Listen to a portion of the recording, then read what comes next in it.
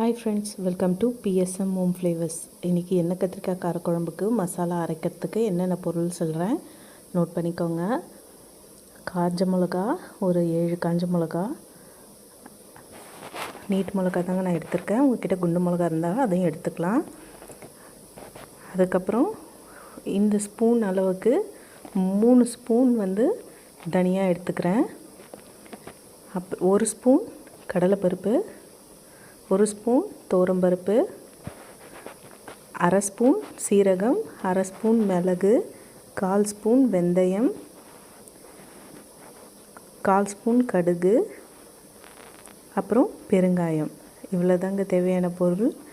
இதை எப்படி வறுத்துட்டு அரைக்கலாம் வாங்க பார்க்கலாம். இது கொஞ்சம் மீறும், அதை நான் ஸ்டோர் பண்ணிப்பேன். அதனால் கொஞ்சமாக எண்ணெய் விட்டு நான் வதக்க போகிறேங்க.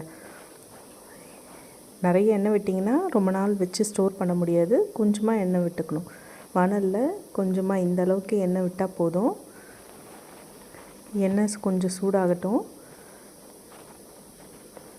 இப்போ சூடாகிடுச்சுங்க. இதில் பருப்பெல்லாம் ஃபஸ்ட்டு வறுத்துக்கலாம். ஃபஸ்ட்டு கடலைப்பருப்பை சேர்த்துக்கிறேன். அது நல்லா வறுத்துக்கோங்க. அது கூட அடுத்தது துவரம்பருப்பு சேர்த்துக்கிறேன். இது ரெண்டுத்தையும் வறுத்துக்கோங்க. ஏன்னா பருப்பு வறுக்கிறதுக்கு தான் கொஞ்சம் லேட் ஆகும். அதனால் ஃபஸ்ட்டு சேர்த்துக்கிறேன். அடுத்தது தனியா போட்டுக்கிறேன்.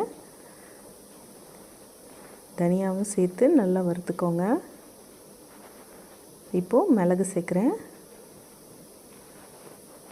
இது எல்லாத்தையும் சேர்த்து நல்லா வாசனை போகிற அளவுக்கு வறுக்கணும். கடுகும் சேர்த்துட்டு, கடுகு நல்லா பொரியணுங்க, இல்லைன்னா கசப்பு எடுத்துரும். அதே மாதிரி தீயவும் கூடாது. கடுகு பொரியணும், ஆனால் தீயக்கூடாது. அந்தளவுக்கு பார்த்து பொறுமையாக வறுத்துக்கோங்க. நல்லா வறுத்துட்டு அது கூட இப்போ சீரகத்தையும் சேர்த்துக்கிறேங்க. சீரகமும் சேர்த்து வறுத்துக்கலாம். நல்லா வறுத்துக்கோங்க. இப்போது வெந்தயம் சேர்க்குறேன். வெந்தயமும் கருகக்கூடாது, வறுக்க மட்டும் கொஞ்சம் செவந்து வந்தால் போதும். அதனால தான் நான் லாஸ்ட்டாக சேர்க்குறேன். கொஞ்சம் வெந்தயத்தையும் வறுத்துக்கோங்க. சீரகமும் வெந்தயமும் சேர்த்து வறுத்துக்கோங்க. இப்போது காஞ்ச மிளகாவை சேர்த்துக்கலாம். காஞ்ச மிளகாவையும் சேர்த்துக்கலாம். அதையும் சேர்த்து வறுத்துக்கோங்க. காஞ்ச மிளகா ரொம்ப வறுபட வேணாம், நல்லா கொஞ்சம் அரைக்கிற பதத்துக்கு வந்தால் போதும். அதாவது முறுமுறுன்னு நீங்கள் கையில் எடுத்து உடைச்சா உடையிற அளவுக்கு இருக்கணுங்க.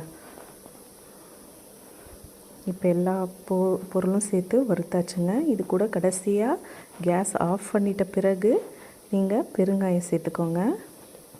நான் கேஸ் ஆஃப் பண்ணிட்டேன். இப்போது இதில் பெருங்காயம் கொஞ்சம் சேர்த்துக்கிறேன். ஏன்னா பெருங்காயம் கருகிடும் சீக்கிரம். அதனால தான் ஆஃப் பண்ணிவிட்டு சேர்க்குறேன். லாஸ்ட்டாக பெருங்காயம் சேர்த்து வறுத்துக்கோங்க.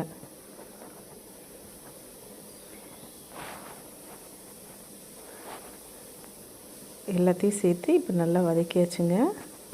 இது எல்லாத்தையும் ஆற விடணும். நல்லா ஆறின பிறகு மிக்சியில் சேர்த்துட்டேன். இப்போ எல்லா பொருளும் சேர்த்து அரைச்சிக்கலாம். அரைச்சிட்டு இப்படி தாங்க குறைன்னு அரைக்கணும். நைஸாக அரைச்சிங்கன்னா குழம்பு ரொம்ப குழன்னு இருக்கும்.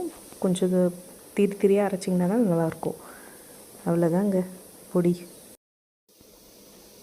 என் வீடியோஸ் பிடிச்சிருந்தால் லைக் பண்ணுங்கள், ஷேர் பண்ணுங்கள், சப்ஸ்கிரைப் பண்ணுங்கள். Thank you friends.